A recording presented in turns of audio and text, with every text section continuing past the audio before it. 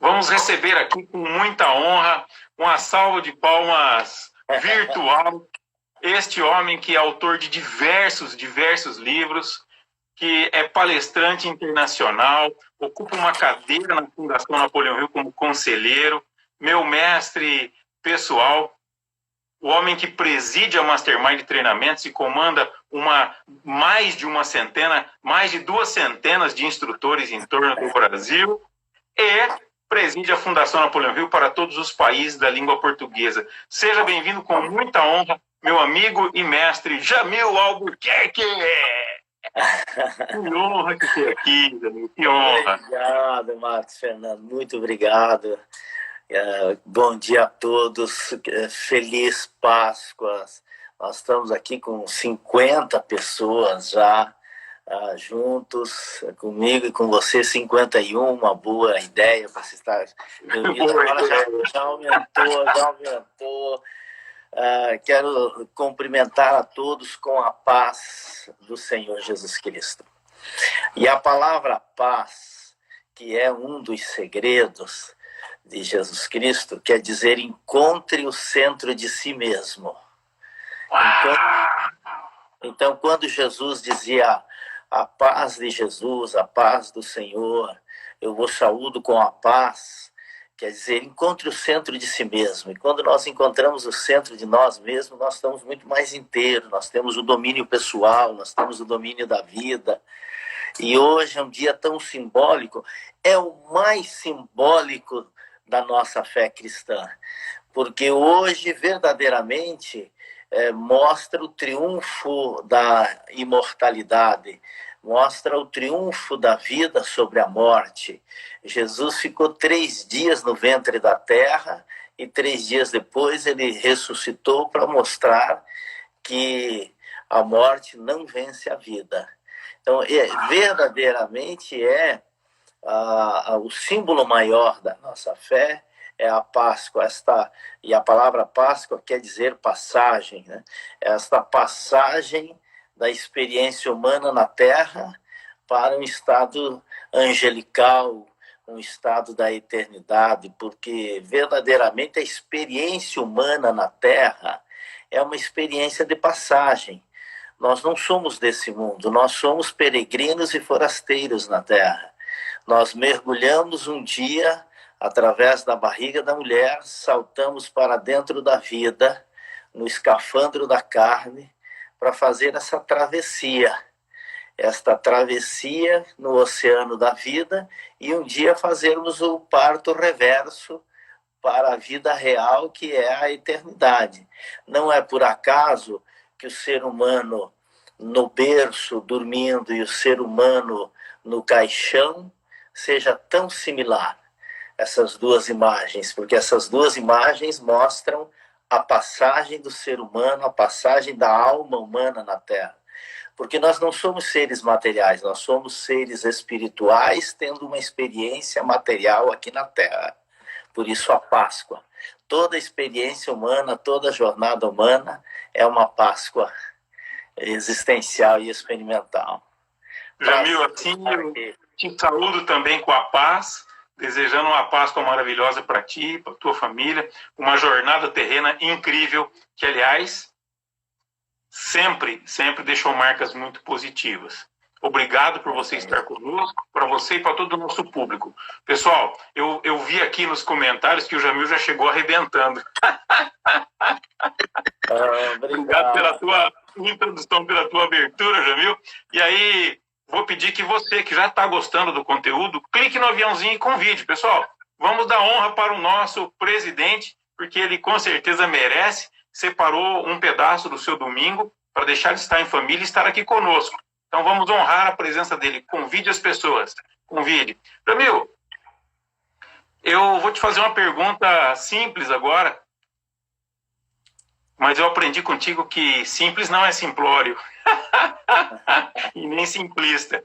Quem foi Jesus Cristo à luz da liderança, à luz do trabalho que ele plantou, da semente que ele plantou na terra? Essa pergunta é muito boa, porque o simples não é simplista nem simplório, porque o simples é o caminho mais curto para o fundamental. E o que é o fundamental? Aquilo que é necessário para o essencial. Então, nós passamos pesquisando aqui mais de 10 anos esse livro, e ele chega aí virado, sempre que é espelhado, né, nesse modelo aqui ele é espelhado, né? Nós estamos aqui, são 12 pilares, 12 postulados da liderança de Jesus Cristo, os 12 segredos da liderança de Jesus Cristo. E eu analiso pela ótica humana, porque o Novo Testamento, todo o Novo Testamento é uma grande escola de liderança. Mas Jesus tinha um componente muito grande, claro, nós temos que fazer duas análises. Uma é o Jesus histórico, outra é o Jesus eterno, o Jesus celestial, o Jesus nosso Salvador. E isso a gente vai falar um pouquinho mais à frente, mas nós vamos falar sobre o Jesus histórico. Este homem que não nasceu na riqueza, esse homem que não nasceu nos palácios, ele não nasceu na intimidade de nenhum palácio, ele não tinha uma linhagem de família rica, muito pelo contrário, ele era de uma família fugitiva, tá? Ele era de uma família de imigrantes, ele era de uma família que corria sérios riscos de acabar morrendo, teve que fugir, e para onde ele fugiu, não tinha nem onde ficar, ele acabou nascendo, saltando para dentro da vida, numa manjedoura, numa estrebaria, junto com os animais, junto com as vacas, ou seja, ele nasceu na completa pobreza. Foi um homem que ele não andou mais que 300 quilômetros longe da sua aldeia natal. Ele não teve o seu nome ligado a nada de grandioso. Ele nunca reinou sobre nenhum reino. Ele nunca comandou nenhum exército. Ele nunca esteve com o seu nome ligado a nada, a grandiosidade. Mas ele fez da sua existência uma grande existência em favor da vida. Ernest Renan, que foi presidente da Academia presidente da Academia Francesa de Letras, que era ateu, ele dizia o seguinte: as mais belas páginas escritas da humanidade foram as páginas que registraram a história de Jesus Cristo aqui na Terra. Ele conseguiu transformar uma pescaria no Tiberíades, no lago do Tiberíades, numa grande mensagem de eternidade. Ele conseguiu transferir, ele conseguiu transformar aqueles entardecer da Galileia numa caminhada poética extraordinária. Ele conseguiu fazer com que um simples grão de mostarda se transformasse na maior mensagem sobre a maravilha da certeza que nós chamamos de fé. Ele foi um homem que não guerreou, ele não matou, muito pelo contrário, ele perdoou. No entanto, nem todos os reis que já reinaram, que já governaram, nem todos os navios que já singraram os mares, nem todos os generais, nem todos os exércitos que já guerrearam, fizeram tanto pela humanidade que nem este mestre. A sua história foi tão grandiosa, tão grandiosa, tão grandiosa, que ele não coube na história. A história teve que se dividir para poder contar a história de Jesus Cristo. Ela teve que dizer antes de Cristo e depois de Cristo. Ele mostrou que não precisa muita gente para mudar o mundo. Ele mostrou que com 12 homens pode-se alterar a rota da humanidade. Com 12 pessoas, digo, porque ele teve 12 discípulos. Discípulos quer dizer aquele que aprende e segue. Apóstolo quer dizer aquele que vem após, por isso que os 12 discípulos transformaram-se em 12 apóstolos. Mas ele teve mulheres fenomenais junto com ele. Ele teve mulheres extraordinárias, mulheres muito fortes. Aliás, uma das 7 frases que ele falou na cruz, uma foi sobre uma mulher. Quando ele nos deu o legado feminino, para nós entendermos por que é que a mulher nasceu depois. A mulher foi o segundo ser humano, mas toda a humanidade, a metade da humanidade é mulher e a outra metade é filho de mulher. Ou seja, a resposta é que não importa em que momento você chegou, você sempre pode escrever uma grande história desde que se viva intensamente. Esse é Jesus de Nazaré. Este é o líder que nos legou para nós uma história brilhante de experiência humana. Jamil, fiquei emocionado aqui. Encheu os meus olhos de lágrimas. Poxa, obrigado por ser tão impactante. Eu costumo dizer sempre que Jesus foi um homem, um revolucionário, considerado com ideias revolucionárias, que veio do nada, como tu disseste aí, e que, assim, foi considerado por maluco por muita gente da sua geração. Não fez o milagre na sua própria terra, mas foi um homem que saiu de 12 seguidores diretos, a sua equipe, para 3 bilhões de seguidores em torno do mundo. Que estão vivos atualmente, né? Estão vivos, exatamente. Fora os que já se viram ao longo do tempo, exato. E o seu impacto foi tão forte que mesmo se a gente comprar um carro produzido por uma fábrica de carros que não situada num país em que as pessoas não seguem a Cristo, um país não predominantemente cristão, ainda assim o documento virá lá, o ano de 2020, só falta vir entre parênteses DC, depois de Cristo. Ou seja, até aqueles que não seguem a Cristo são obrigados a se curvar para a sua existência na sociedade. Se nós olharmos hoje para Jesus, como Napoleão Hill olharia, e vamos falar um pouco do trabalho da Fundação Napoleão Hill aqui, como é que Napoleão Hill analisaria a liderança de Cristo, segundo lá o nosso treinamento Mastermind Lince, segundo o nosso treinamento Mastermind Enneagrama, que fala sobre modelos de liderança? Você citou até antes dessa pergunta tua, porque Napoleão Hill era um cristão, né, e fala muito sobre isso, mas você falou sobre revolução, e às vezes algumas pessoas, e eu até vi recentemente aí uma agremiação que tentou pegar carona nisso para dizer que Jesus era comunista, tal, porque era revolucionário, que é uma leitura totalmente equivocada, uma leitura distorcida e uma tentativa até de pegar algo tão profundo e alterar a realidade. Revolução quer dizer uma ação renovada. É que se associa muito a revolução com a experiência do caos. O caos faz parte da renovação desta ação renovada, porque o caos é um dos 5 elementos de sustentação do universo, que é o espaço, o tempo, o caos, a matéria e a inteligência infinita. Essa é a estrutura de sustentação do universo. Então, claro que antes de qualquer grande construção, você passa pela experiência do caos. Mas revolução não quer necessariamente dizer que seja a experiência do caos.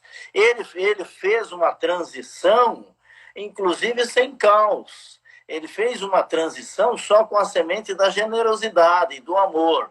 Então, agora sim, falando sobre como é que Napoleão Hill via. Napoleão Hill era... Jamil, antes de você abrir, deixa eu só fazer um parênteses aqui na tua fala, porque é características do líder servidor. Jesus era essencialmente um servidor. Tanto que o cargo dele no templo era de diácono, né? Ele era o diácono, o cargo em tese, o cargo mais simples do templo, né? Na casa de meu pai, eu sou um servidor. Ele não exercia venerabilidade, ele não era um sacerdote, ele não era... ele era um diácono do templo. Ele era o servidor. Na casa de meu pai, eu sou o servidor. Eu sou o líder servidor. A essência do cristianismo é o servir. Tanto que ele, na Páscoa, na ceia pascual, o que ele fez? Ele foi lavar os pés dos apóstolos. Nós temos que entender o que significa isso. Aqueles homens eram homens brutos, os pés daqueles homens provavelmente era quase uma pata, porque eles pisavam no deserto, aquilo era um cascão, aquilo era imundo, mas ele lavou, ele foi lá e lavou os pés, mostrando a humildade, mostrando esse gesto de carinho, mostrando esse gesto de amor e de generosidade. Então, a marca do cristianismo é a marca da solidariedade. A base do cristianismo é a base da solidariedade. Esse é o homem que nós seguimos como mestre, como salvador. Aí sim, claro, que aí é a grandiosidade, né?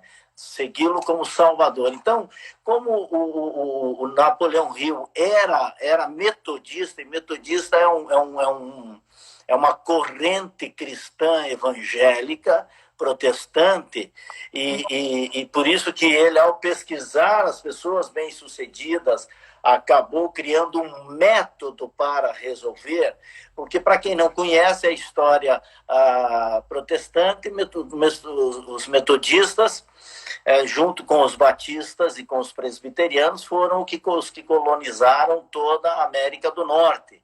E John Wesley, que fundou o metodismo, foi o homem que disse: onde houver um índio, onde houver uma caravana, onde houver um soldado, ali estará um reverendo metodista ensinando a palavra de Deus, porque ele tinha um método para evangelizar. Foi ele que criou aquele método, John Wesley, fundador dos metodistas, que criou aquele método de leia 2 capítulos da Bíblia todos os dias e no final de semana leia 4 capítulos no sábado e 4 capítulos no domingo, e um ano você vai ler a Bíblia inteira. Eu já fiz isso. Nós já lemos a Bíblia inteira usando essa metodologia. Então, Napoleão Hill percebeu que tinha um método para ensinar a sabedoria, que como a ciência, como se ensinava a física, como se ensinava a química, era possível ensinar também esta filosofia da realização pessoal. E ele era um cristão, ele várias vezes deixou claro que ele queria que esta generosidade, esta base do cristianismo, que é a firmeza, que é a generosidade, e que é a eternidade, a imortalidade da alma, que hoje é o dia que se mostra simbolicamente a grandiosidade da alma, que pudesse ir para o ser humano. Tanto que ele criou, baseado numa das virtudes cardeais bíblicas, um dos princípios que é a fé aplicada. Então, Napoleão Hill via isso com muita força, porque nenhum grande é grande sem ter fé. Porque a fé é a maravilha da certeza. Jamil, Napoleão Hill fala muito sobre o modelo de oração. E aí eu estou aqui revisitando o Quem Convence Enriquece. E no Quem Convence Enriquece, ele diz que se ele pudesse orar só agradecendo, ele só agradeceria, mais nada. Mais nada. Em vez de pedir, agradecer, né? E aí também tem algo muito interessante, porque a fé, o que é a fé? Enxergar aquilo que não existe como se já existisse, né? Então, se você só agradecer, mesmo aquilo que você não tem, vai parecer meio que loucura. Pera, mas eu estou agradecendo aqui aquilo que eu não tenho. Como assim? Agradece. Porque já está na mão do Pai, é só fazer o caminho para chegar até nós. Ele ensina muito a gente a fazer isso de uma forma muito, muito bonita, né? E nós estamos atravessando aí um período que, com certeza, é um período, de todos os períodos da humanidade, um período mais diferente, um período mais sui generis, mais fora da curva, mais inusitado. Que nós já passamos por momentos muito difíceis na história humana. Nós tivemos aí grandes catástrofes naturais, há sérios indícios aí de que nós sofremos rupturas planetárias a ponto dos continentes se separarem, e nós tivemos 3 grandes eventos aí de 2012 para cá, que foi a mexida das placas tectônicas lá do lado de lá e as placas tectônicas aqui do lado de cá, que foi aquele grande tsunami lá na Ásia e esse grande tsunami que teve no Chile. Então, isso foi um ajuste planetário aí, né? Que nós tivemos já, anunciando e prenunciando talvez esse ataque invisível aí dessas balas de canhões microscópicas chamado vírus, né? E que obrigou a todos nós a nos reclusarmos e passarmos esse deserto para vivermos essa paixão. Né? O que quer dizer paixão? É uma experiência de suplício físico. Depois é que a paixão foi ganhando outros contornos e, com licença semântica, foi passando pela experiência das guerreais da alma, sentido pelo corpo. A paixão é a paixão de Cristo. É quando todos os teus sentimentos, todas as tuas emoções são levadas ao extremo. Por isso que se diz que a paixão é um flerte com a loucura. Quando 2 seres humanos estão apaixonados, eles estão na linha limite da loucura.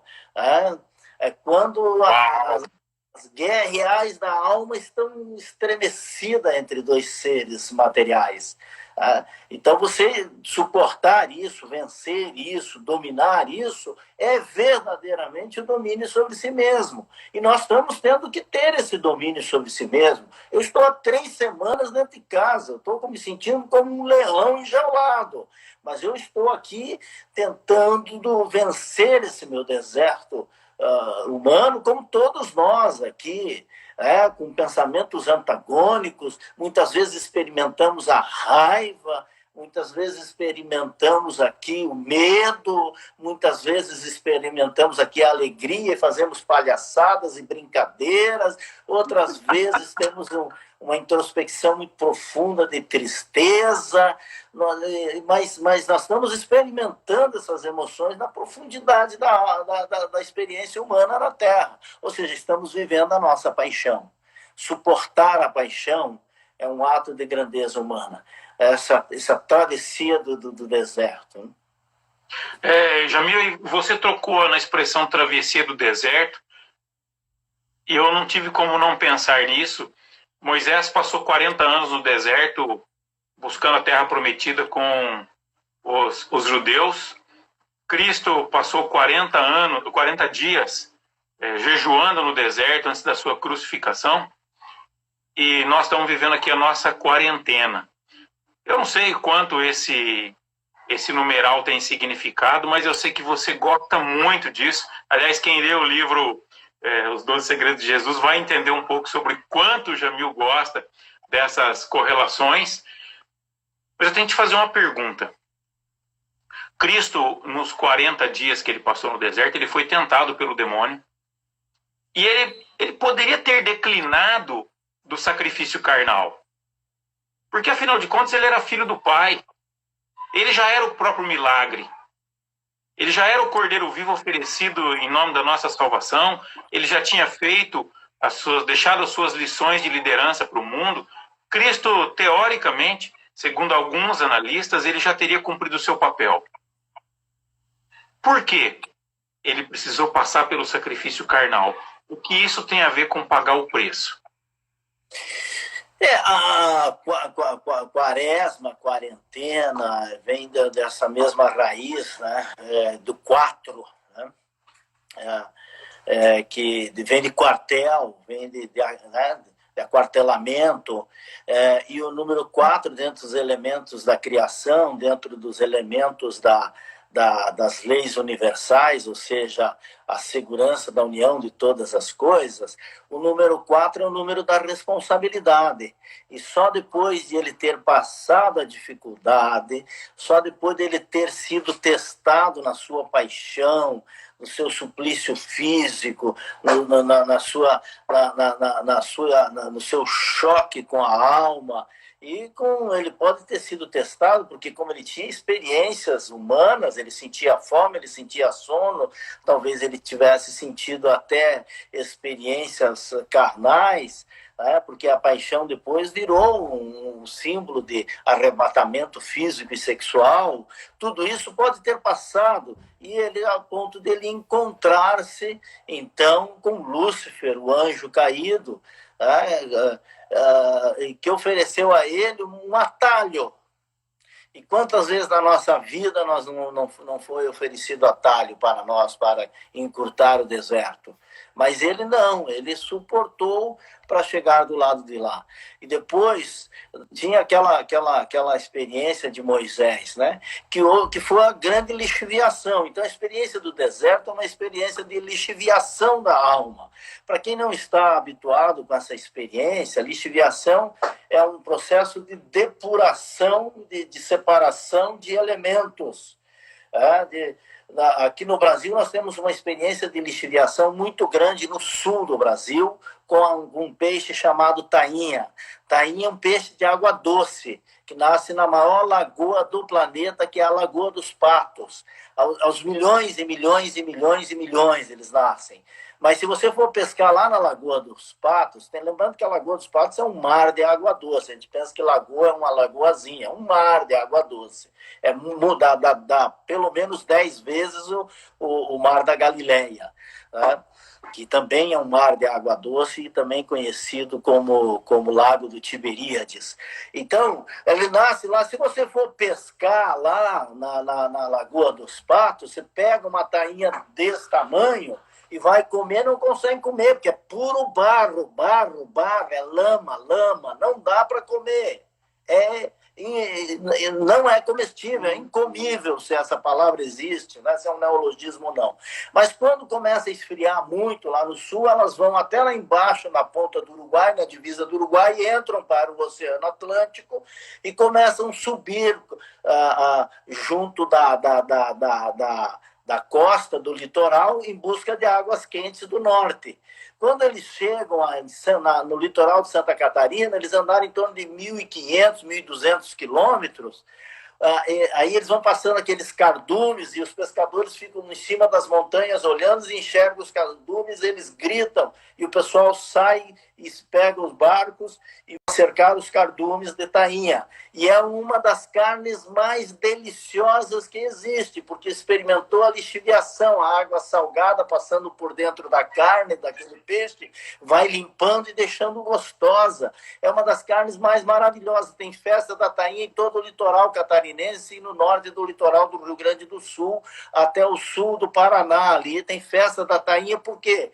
Porque a chegada da tainha é uma grande festa, ou seja, um peixe que lá embaixo era puro barro, pura lama, ali é um dos peixes mais deliciosos. Então, essa travessia do deserto é uma travessia de lixiviação da alma, de lixiviação da experiência humana aqui na Terra. E não existe líder que não passe por deserto. Não existe pessoas que escrevam uma biografia, dessas biografias que você olha e diz, que biografia?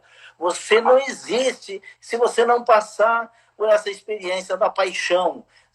Jesus Cristo foi coroado o mestre dos mestres. Um dos testes da sua passagem foi exatamente essa, dos 3 passos, né, da triunidade da sua. Uma foi quando ele recebeu o Espírito Santo, outra foi o caminho no deserto e outro foi quando ele recebeu a grande lança no seu abdômen, para saber que foi a hora que o planeta todo tremeu, assim, tremeu. O planeta entrou em chacoalhão, os sepulcros se abriam, terremotos, o planeta mudou, porque pelaquela ferida lixiviou o planeta. Então, esse processo de lixiviação, de experiência humana na Terra, é um processo de grandeza, é um processo de dor, porque a nossa existência é crucífera. Não é por acaso que Jesus morreu na cruz. Nada é por acaso no cristianismo.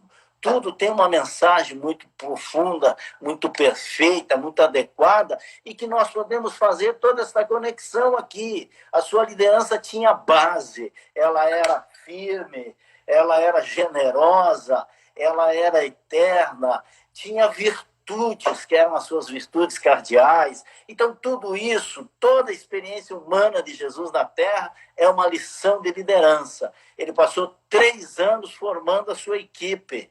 Ele passou 3 anos preparando as pessoas. E, no final, ele deu o processo de delegação mais completo que existe até hoje. Nenhum livro que foi escrito depois foi escrito com tamanha assertividade um processo de delegação. Ide de casa em casa e espalhem que o Filho de Deus já nasceu na Terra. E nós estamos há 20 séculos cumprindo esta delegação que ele nos deu. E estamos aqui falando para, olha só que coisa simbólica, 72 pessoas, que foi o exército de 72 que ele mandou ir de casa em casa, de ir e falar. Porque nós falamos o grupo dos 70, mas na verdade não era 70. Se você pegar a Bíblia e olhar lá, você vai ver que é 72, 7 mais 2 é 9, que 9 são os numerais. 9 é o que faz, é quanto tempo se leva para fabricar o ser humano na Terra, 9 meses. 7 dias ele levou para fazer o planeta, que são os 7 dias glaciais, por isso que é o número perfeito, é o número de Deus. Mas todo artista, quando pinta um quadro, tem que deixar a sua assinatura. E a assinatura é o 9, que é o filho do homem, o ser humano, que somos nós. O ser humano na Terra é a assinatura de Deus nesse quadro justo e perfeito que é o planeta Terra. E que nós temos que cuidar, né? Nós temos que cuidar. Eu aposto contigo que os nossos seguidores aqui não querem nem ouvir minha voz. Estou num show. Quanta sabedoria, quanto conhecimento. Obrigado. Está compartilhando muita coisa boa. Eu vou pedir que, assim, você descreveu um Jesus incrível. E penso que, como líder, Jesus era um grande visionário. E mais do que visionário, é um tremendo de um vendedor. Porque ele nos contagiou com a ideia de enxergar algo e buscar algo que nós não enxergamos. Ele vendeu a sua visão para a gente com uma habilidade fenomenal e nos fez querer alcançar essa visão. Ou seja, um tremendo um líder entusiasta e motivador. Eu gostaria que você falasse desse líder visionário, Jesus Cristo. Nós falamos sobre a base, o fundamento de Jesus, né? Que é a imortalidade da alma, a firmeza e a generosidade. E ele tinha as suas virtudes, né? As virtudes cardeais. O que é um ponto cardeal? Um ponto de referência. Por isso que os pontos cardeais é a matemática sagrada, por isso norte, sul, leste e oeste. Por isso que todas as grandes igrejas, elas sempre, as igrejas, toda a estrutura da arquitetura gótica, ela é feita baseada nos pontos cardeais, de tal maneira que a porta sempre fique para o sol nascente e o púlpito para o sol poente. De forma que nós nascemos, a luz vem do Oriente, e você vai caminhando ao encontro de Deus até onde o sol se põe, que é o púlpito sagrado. E que vem do norte, as luzes laterais, elas sempre passavam pelos vitrais, onde contavam a história do cristianismo com as imagens. Que por isso, quando você entra nas igrejas sagradas católicas, e também nos metodistas e também nos presbiterianos, são assim. Que é a geometria, a arquitetura gótica, a arquitetura sagrada.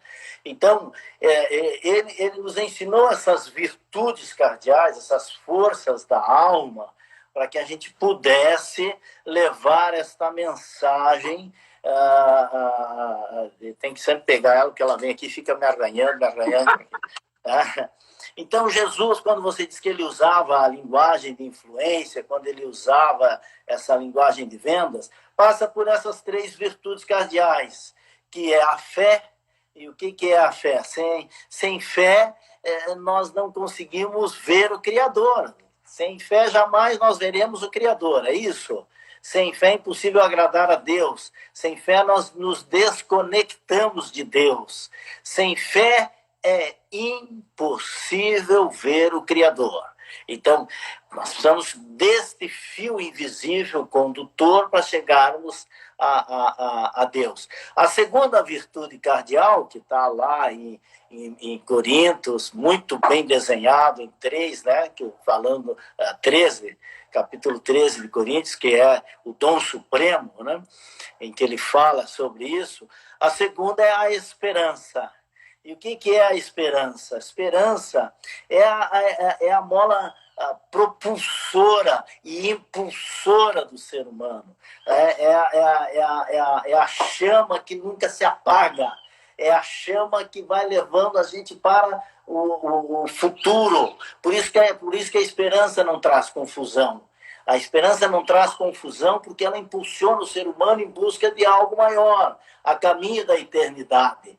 Nós não nos perdemos em busca desta eternidade. Então, quando fala, se você quer ser um líder, precisa entender isso. Se você não souber plantar a chama da esperança no coração das pessoas, nunca as pessoas seguirão. Porque ninguém segue um líder desesperado, um líder sem esperança. Por isso que o desespero só faz mal ao desesperado. Por isso que o desespero só prejudica o desesperado, mas ele afasta os seguidores. As pessoas querem ver que você sempre sabe que não é o fim. Não é o fim, porque nem a morte é o fim. Nem a morte é o fim. Isso é muito forte, Jamil. Isso é muito forte. Olha, essa tua fala da esperança é impactante. As pessoas precisam seguir alguém, elas só seguem alguém que está indo para algum lugar. Só segue alguém que está indo para algum lugar. E a terceira é o amor. Jamil, peraí, antes você fala do amor. E segue para um lugar melhor. Eu tenho que ser um lugar melhor, porque que líder vai levar a equipe para um lugar pior? Aí ele é um pregador da desesperança, aí ele não é um profeta, é um feiticeiro. Porque isso é muito importante ficar claro. Tem gente que se apresenta como profeta, dá carteiraço de profeta e tem boca de feiticeiro. É muito comum. Tem esses profetas do Apocalipse são boca de feiticeiros, que projetam para o mundo feitiçaria, que projetam para pragas para o mundo, porque isso vai acabar, que não sei o quê, isso é boca de feiticeiro. Quando alguém abre a boca para vir falar coisas, está agora fechada essa boca de feiticeiro. Eu já na hora, a autoridade que a mim me foi concedida pelo Espírito Santo, pelo Jesus morreu na cruz para me autorizar, eu sou imbuído dessa autoridade, eu repreendo em nome de Jesus, porque eu falo em nome de alguém, não falo em nome de mim mesmo. Quem fala em nome de si mesmo comete vitupério. Eu falo em nome de uma autoridade que foi me concedida na cruz. Jesus venceu a morte. Então, ele me dá poderes para vencer feiticeiro. Então, a profecia é para te levar para um lugar melhor, para levar para a terra prometida. Depois do deserto, tem uma terra que emana leite e mel. Mas não é para covarde, não é para medrosos, não é para fracos.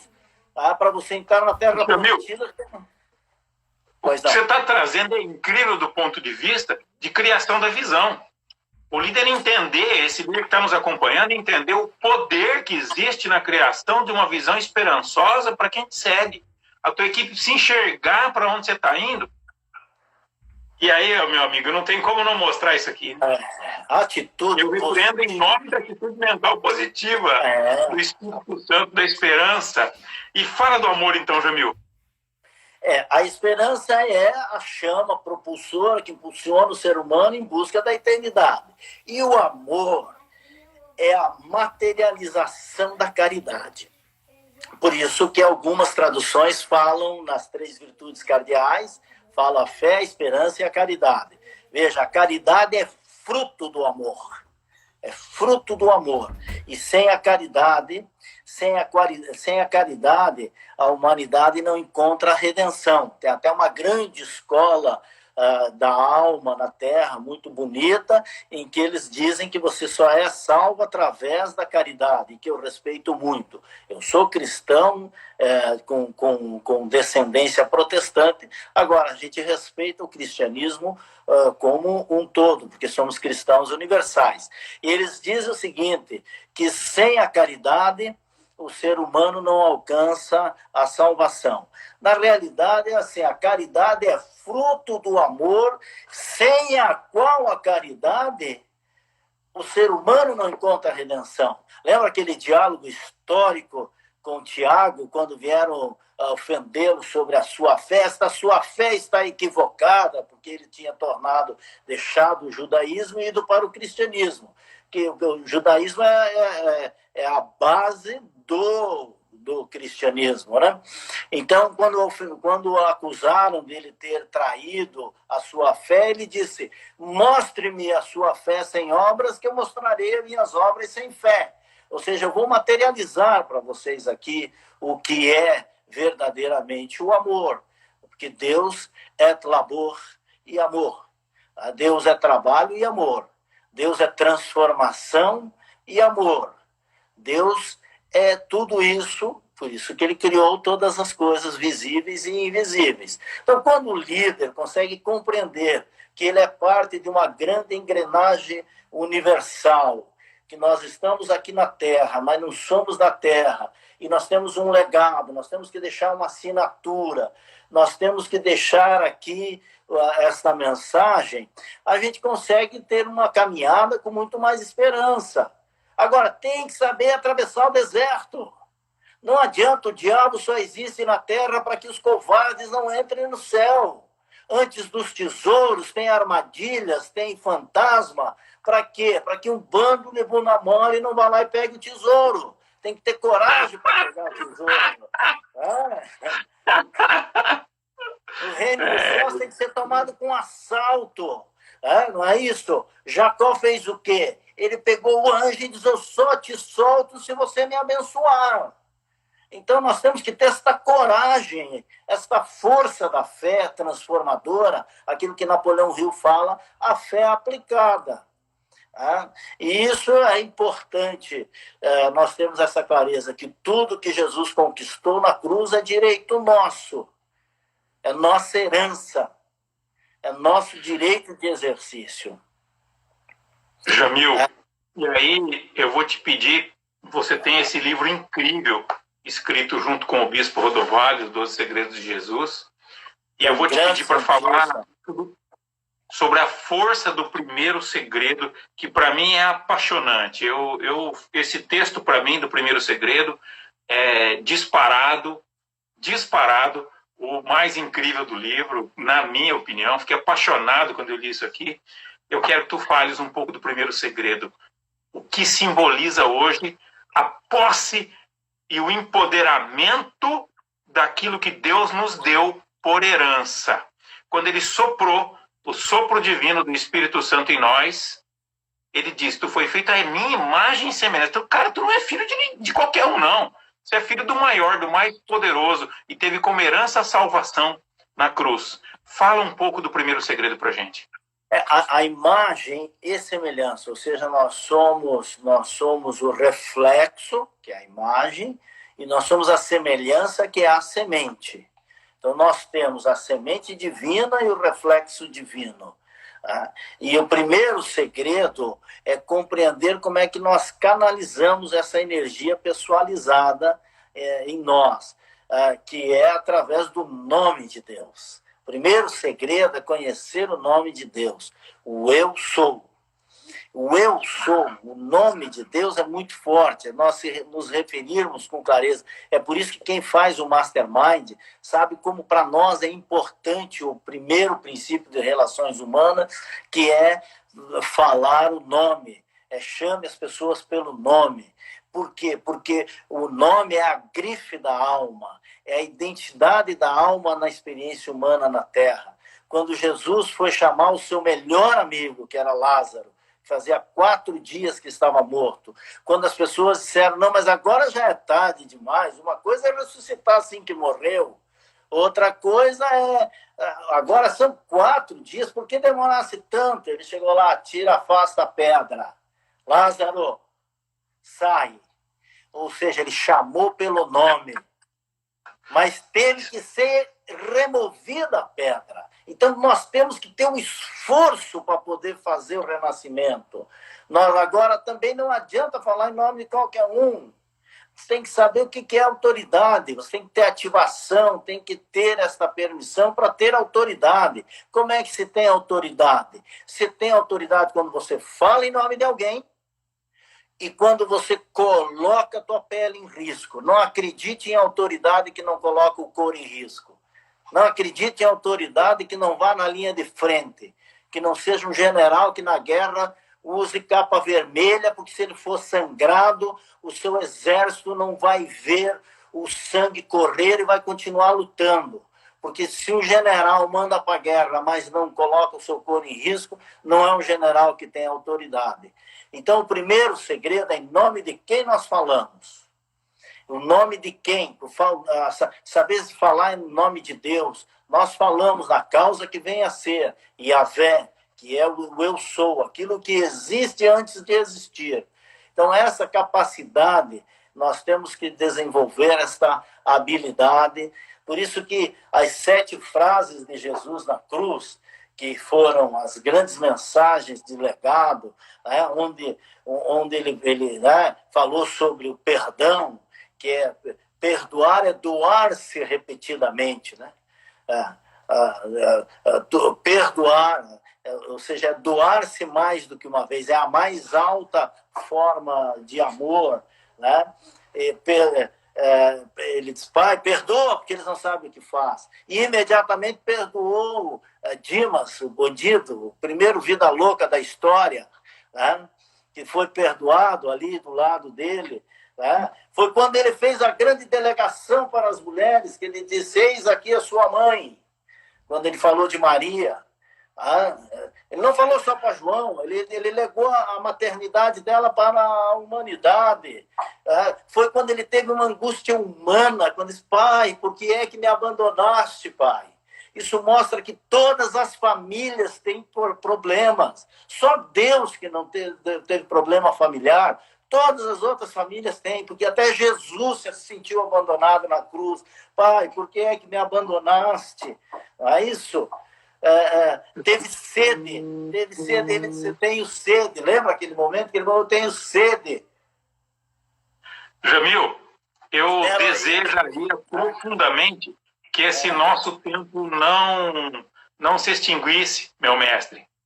Tu sabe quanto foi desejado esse momento e as pessoas estão seguindo lá dizendo assim, grava, tem que ter bis, merece bis. Tá maravilhoso, ainda mais no domingo de Páscoa, em que a gente está esperando para poder se encontrar em famílias. Muitas famílias vão se encontrar aqui via Skype, via Zoom, para poder comemorar a Páscoa junto, porque as pessoas não estão podendo se abraçar.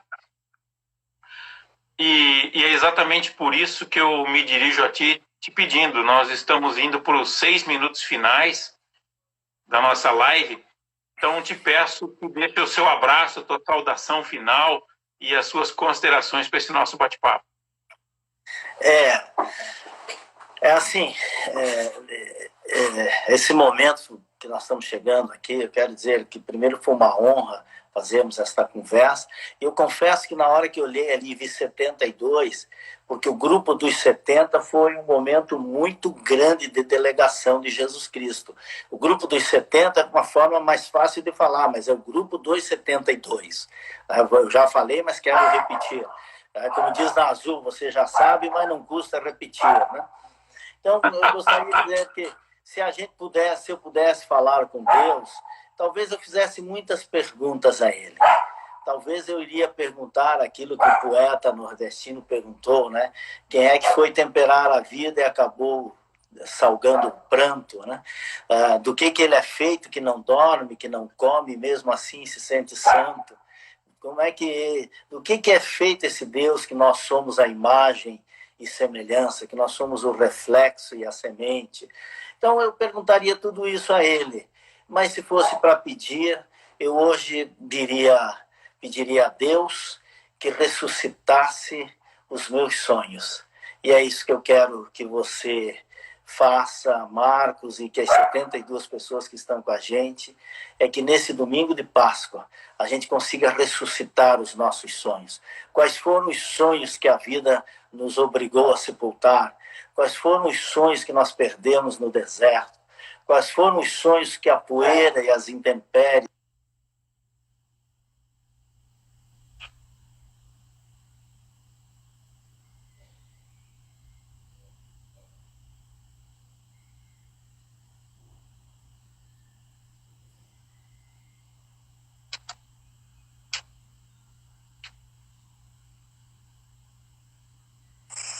Alô, alô. Estamos aqui, estamos aqui, voltamos. Quais os sonhos que as intempéries... Que nos obrigou a sepultar. Então, ressuscita os teus sonhos. Eu ressuscitei alguns sonhos que eu tinha aqui e vou colocar em prática depois da travessia. Ressuscite os teus sonhos. Ressuscita-me. Peça que hoje a sua oração seja isso. Eu de manhã, quando dobrei meus joelhos, eu pedi para Deus ressuscitar os meus sonhos. Ressuscite os teus sonhos. Muito obrigado. Amém. Mastermind com você daqui até o futuro. Daqui até a eternidade. Jamil, eu diz que não se corrige o mestre. Eu te digo que nós mantivemos 72 durante um tempo, e a live bateu 90% do tempo, ela ficou ali entre 88 e 95 pessoas, não estão chegando quase a 100 pessoas. Estão com o lotado, e o pessoal dizendo aqui, que bom, saudações. E eu quero deixar uma mensagem para os nossos seguidores e dizer para vocês que Mastermind é isso. Todas as vezes que a gente se reúne, eu gosto muito da fala do Jamil quando estamos reunidos em grupo, ele diz assim: o primeiro dos nossos deveres é formar a nossa aliança de mentes, saudando o Mastermind maior, que foi Jesus Cristo. Então, que em nome desse Mastermind maior, hoje, este homem que deu a vida para nos salvar, que fez os seus sacrifícios pagando o preço do seu sonho, da sua visão, que era levar-nos todos para a salvação, que cortou na carne para que nós fôssemos melhores e pediu para a gente só isso, o amor acima de tudo.